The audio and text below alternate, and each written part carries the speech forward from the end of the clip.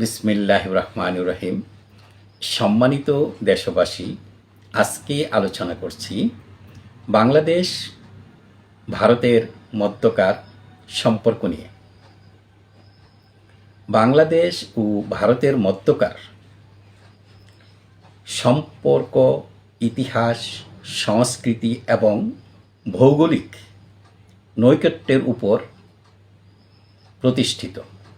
1971 খ্রিস্টাব্দের মুক্তিযুদ্ধে ভারতের কূটনৈতিক ও সামরিক সহযোগিতা এই সম্পর্কের মূল ভিত্তি হলেও বর্তমানে দুদেশের মধ্যকার এই সম্পর্কের চরম অবনতি ঘটেছে।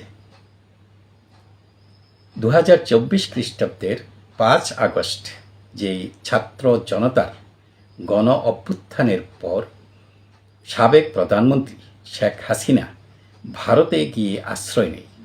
এই আশ্রয়কে কেন্দ্র করে এই সম্পর্কের চরম অবনতি ঘটতে থাকে, যা বর্তমানে অব্যাহত রয়েছে।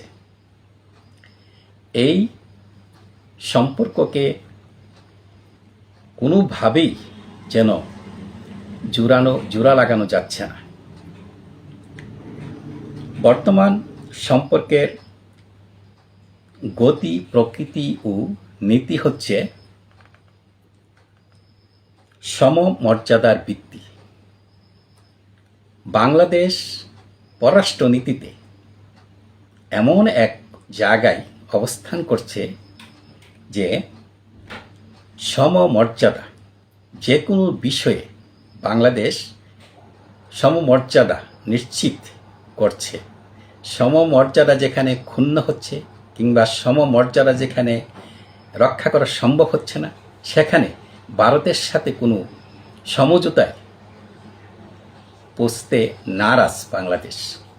দ্বিতীয়ত, রাজনৈতিক পরিবর্তন ও কূটনীতি। এই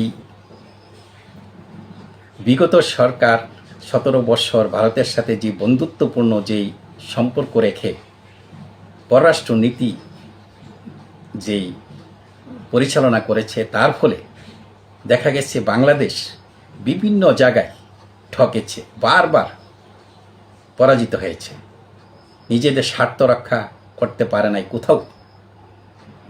এই কূটনৈতিক পরাজয়ের ফলে বাংলাদেশ বর্তমানে খুবই সচেতনভাবে ভারতের সাথে সম্পর্ক উন্নয়নের যেই কথা বলে, তখন নিজেদের যে স্বার্থ সেটাকে ক্ষুণ্ণ করে নিজেদের আত্মমর্যাদাকে বিসর্জন দিয়ে আলোচনা করতে রাজি না। তৃতীয়ত, জাতীয় স্বার্থ রক্ষা। বাংলাদেশ এবং ভারত উভয় দেশই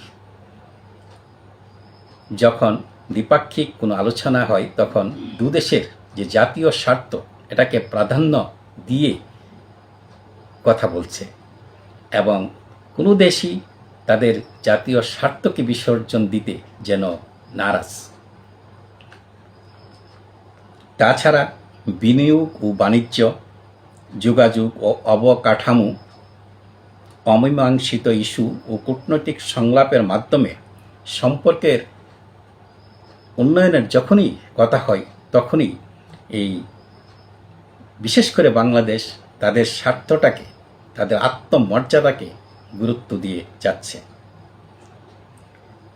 উভয় দেশের মধ্যে দীর্ঘদিন ধরে বেশ কিছু বিষয় নিয়ে অমীমাংসিত রয়েছে বা বিরোধ রয়েছে। এর মধ্যে এক, ফারাক্কাবাদ বিষয়ক বিরোধ। এই বিরোধ দীর্ঘদিনের, তার জন্য কোনো সুরাহা হচ্ছে না। দ্বিতীয়ত, 3 বিঘা করিডোর। তৃতীয়ত, শিলিগুড়ি করিডোর। চতুর্থত, সীমান্ত বিরোধ। পঞ্চমত, অর্থনৈতিক ট্রানজিট বিষয়ক বিরোধ। ষষ্ঠত, উভয় দেশের যৌথ সংগঠন বঙ্গ সেনা এবং হরকাতুল জিহাদ যেই সংগঠন রয়েছে, সশস্ত্র সংগঠন, এই এদেরকে নিয়ে যেই বিরোধ, সপ্তমত বাংলাদেশ এবং ভারতের অন্যতম প্রধান সমস্যা হল ভারতীয় সীমান্তে বাংলাদেশিদের হত্যা। এই হত্যা, ফালানি হত্যা থেকে শুরু করে কত যে সীমান্তে বাংলাদেশিদের প্রাণ গিয়েছে তার ইয়ত্তা নেই। বর্তমান সরকার এই জায়গায় ছাড় দিচ্ছে না। সীমান্তে ভারতের যেই বিএসএফ এবং বাংলাদেশের যে বিজিবি, এই দুই সীমান্তরক্ষী এখন কোনো অবস্থাতেই বাংলাদেশের বিজেপি তাদেরকে ছাড় দিচ্ছে না। তাই কঠোর অবস্থানে রয়েছে বাংলাদেশ, এবং এই অবস্থানের ফলে সীমান্ত হত্যা অনেকটাই কমে আসছে এবং আমরা আশা করছি এটা শূন্যে কোটায় চলে আসবে।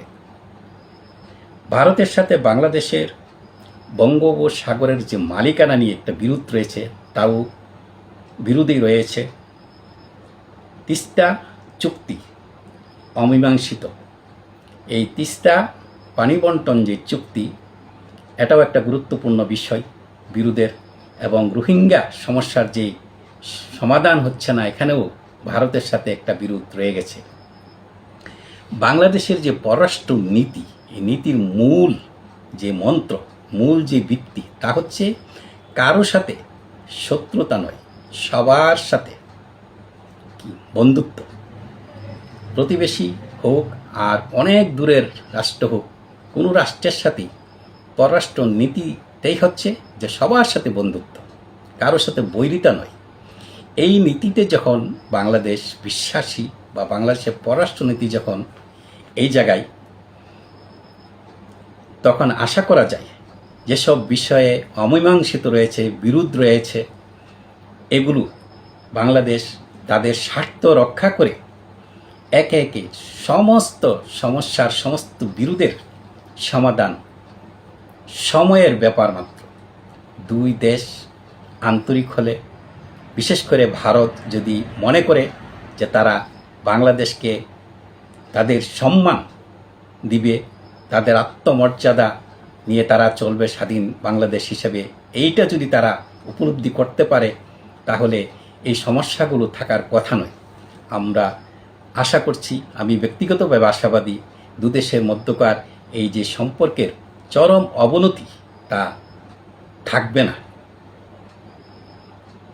এটা ভারত বড় দেশ বা বড় রাষ্ট্র হিসেবে তারা যদি এটা উপলব্ধি করে, তাহলে এই দক্ষিণ এশিয়ার মধ্যকার এই গুরুত্বপূর্ণ একটা দেশ হচ্ছে বাংলাদেশ, এই দেশের সাথে সুসম্পর্ক ভারতের খুবই দরকার, এবং বাংলাদেশেরও দরকার ভারতের সাথে সুসম্পর্ক বজায় রাখা। তবে আত্মমর্যাদা নিশ্চিত করে, বাংলাদেশ শুধু চাচ্ছে আত্মমর্যাদা নিশ্চিত করে আমরা তোমাদের সাথে সম্পর্ক উন্নয়ন করব। আমরা আশা করছি ভারতের যে কূটনৈতিক যারা আছেন, তারা যাতে এটা উপলব্ধি করে যে আমরা একটা, বাংলাদেশ একটা স্বাধীন সার্বভৌম রাষ্ট্র, এই রাষ্ট্রের মর্যাদা কোনোভাবেই ক্ষুণ্ণ করা যাবে না। এটা যদি তারা উপলব্ধি করতে পারে, তাহলে বাংলাদেশ এবং ভারতের সম্পর্ক মানে একটা সুসম্পর্কে পরিণত হবে, এবং উভয় দেশ এতে লাভবান হবে। এবং এই আশা ব্যক্ত করে আজকের মতো এখানে শেষ করছি।